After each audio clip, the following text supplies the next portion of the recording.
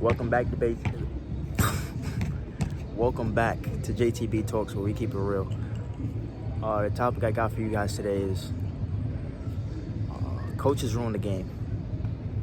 Coaches ruin the game. Yeah, coaches ruin the game. Now, don't get me wrong. It's not all coaches that ruin the game, but a vast majority of coaches have favoritism. They have favorites. They don't give everybody an equal opportunity to compete. And it ruins the game for the player. It makes them think like, hey, this is not my sport. I shouldn't be playing this. I'm not getting no PT, or I do something wrong and I get taken out the game, whatever sport it may be, and somebody else gets taken out somebody else does something wrong and they don't get taken out the game.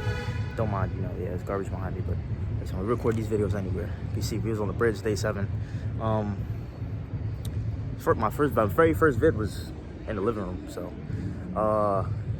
but yeah, I'm gonna speak personally from my experience. You see, I'm wearing my school's basketball shirt here.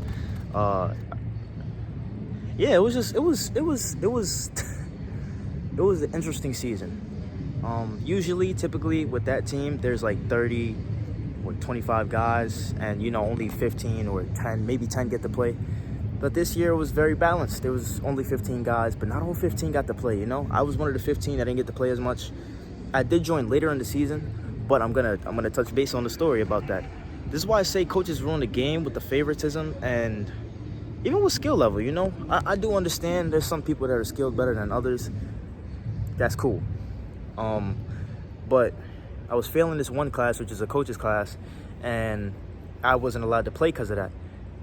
I missed out on an Adidas event, missed out on free shoes. Yeah, missed out on 2 pairs of shoes. But, now another player, he was also failing that class because he didn't wake up on time and he didn't come to first period and second period, whatever period it was. And he got to play. Mind you, he's probably one of the best shooters I know. And yeah, he's probably one of the best shooters I know, and he got to play over me.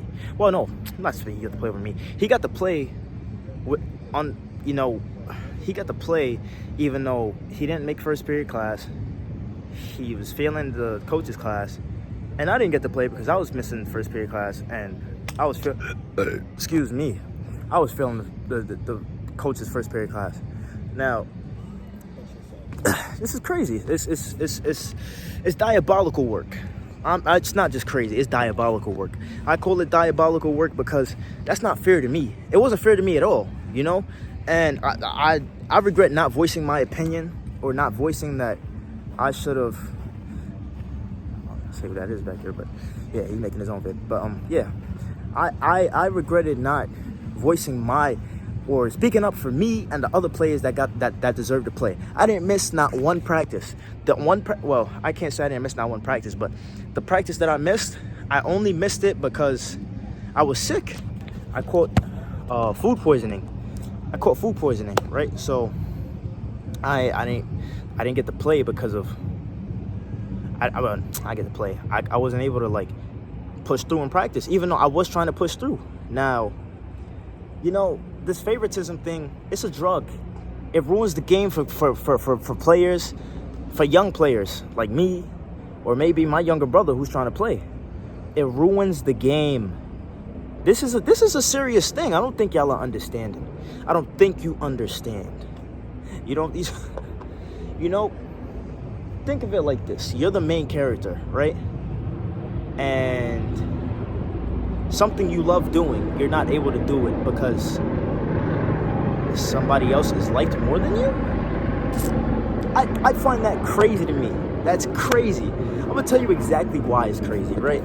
Now, this is I may be speaking for other people, but I'm just speaking about I'm just speaking about my personal experience right now, right? My personal experience. This one coach in particular, we're not going to drop no names, but this one coach in particular, there's other guys on the team as well, right? But he promoted only one person.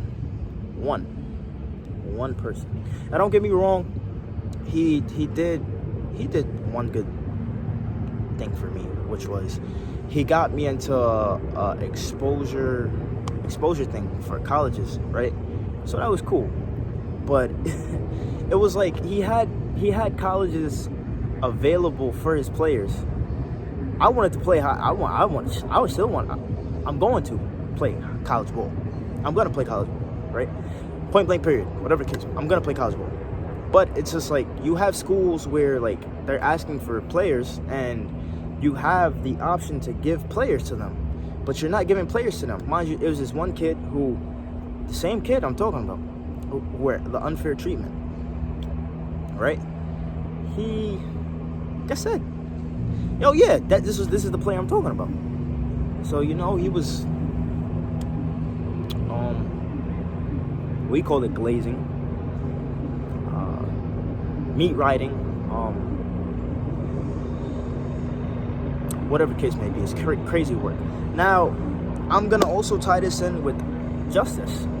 That is unfair, right? Oh, no. I remember my train of thought. I was going to use justice, but I remember my train of thought, right? It makes no sense as to how you guys say, in order for you guys to compete for us, you got to pass your first period class. You got to have 80 and whatnot in classes, right? That doesn't add up to me. You're saying this, that, and the third. You're saying whoever shows heart. You're saying whoever got that dog in them. I had that dog in me that whole season. It's crazy to me that somebody that's failing their first period class and not coming on time, as myself, and those other players doing it too, right? It's just crazy to me that they got to play whole championship game. My championship game, do you know how much time I got? I'll let you take a lucky guess. If you guess 5 minutes, you were wrong. I got to play 59 seconds. Not even a minute. I wasn't given justice to give a minute, right? I couldn't even get a minute. It's quick, 59 seconds. Now, don't get me wrong. A lot of people don't even play, right? A lot of people don't even play. They don't even get to play their championship game. At least I got to play, right? That's what everybody should be saying. But no, absolutely not. I felt like this is a mediocre. The medal I got, I felt like it was mediocre. Why is it mediocre? Not only was their favoritism shown during the season, I bust my ass during the season to get back and compete. I was not given my opportunity to compete. Championship game comes, I'm still not given an opportunity to compete. So it's just like, I won a medal, right? But did I really win the medal? Did I really win? I barely played. I barely contributed anything, right? Now, what does this mean? This doesn't mean that you suck. You're bad. Maybe you are doing something wrong, but the coach, if that is the case, and it's not favoritism being shown, or,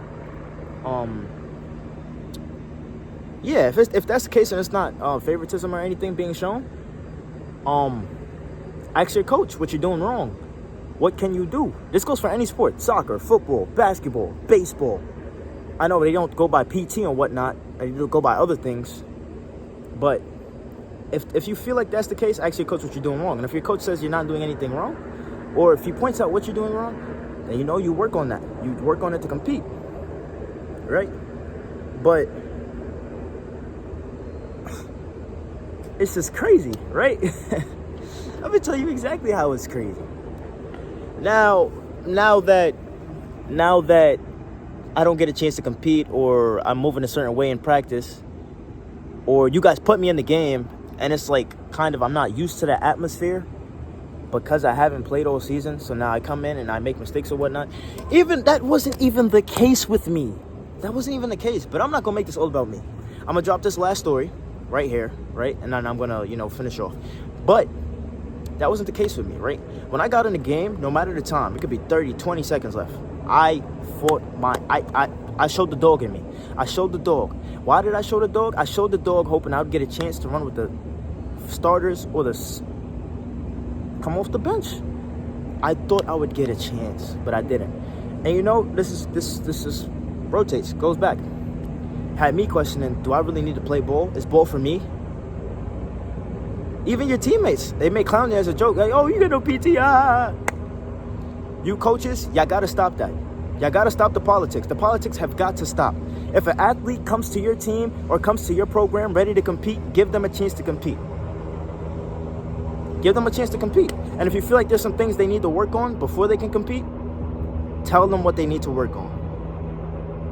Some people really want it. And that person that really wants it could be that go-getter for you. That could be that person that's ready to dive. That could be that person that's ready to head tap, use the helmet, boom, take somebody off. That could be that person. You just got to give them a fighting chance. I hope you coaches. Well, I can only speak for NYC right now because I haven't been anywhere else with coaches that are. Yes, I have actually. I've been upstate, basketball camp. That is No, we're gonna talk about that experience too, right? What justice am I doing you guys if I just go one experience, right? We go upstate. This is basketball camp, and I got in. Okay, so teams drafted, whatever, boom. I was decent. Like I'm what they call a role player, right? But I don't mind being a role player. I'm a good role player. I'm great at my role. I could play whatever role it is. I could play big man. I could play point guard. I could play whatever role it is, right? So it just pained me that I only got 2 to 3 possessions. 2 to 3 possessions in 2 20-minute halves. Let that sink in for you. That's 40 minutes, and you're only playing 2 to 3 minutes. When you can make a difference, when you're on court, you're making a difference. That shit sucks, man. And I don't know if you coaches have been through that or whatnot. Maybe you haven't. Y'all don't know how it feels. That shit sucks. To have a player that comes to you to compete, and you do that to them, don't do it. I'm upright telling you, don't do it. And if you're doing that as a coach, you're a bad coach. I repeat, if you are politicking, are taking politics on basketball players or a player that comes to your program, that comes to your team to compete, you're a bad coach. The politics is what kills the ambition in athletes. You know, it's what kills it. I mean, Jason Tatum, you know, he may be an example. Maybe. Might be an example. He won a championship, barely played in the Olympics, whatever the case may be. I don't know. But this goes to say, you coaches have got to stop with the politics. Give everybody a fighting chance. And if you feel there's something they need to work on, you tell them what they need to work on. Stop hopping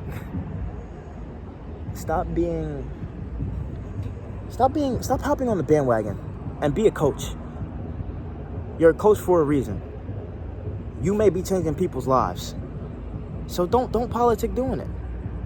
But once again, it's not all coaches that ruin the game, but coaches ruin the game. Once again, this is JTB Talks. This is day 8 of the journey. Forgot to mention that at the beginning of the video. This is day 8 of the journey. This is JTB Talks, where we keep it real. That's it. That's all I got for you guys today.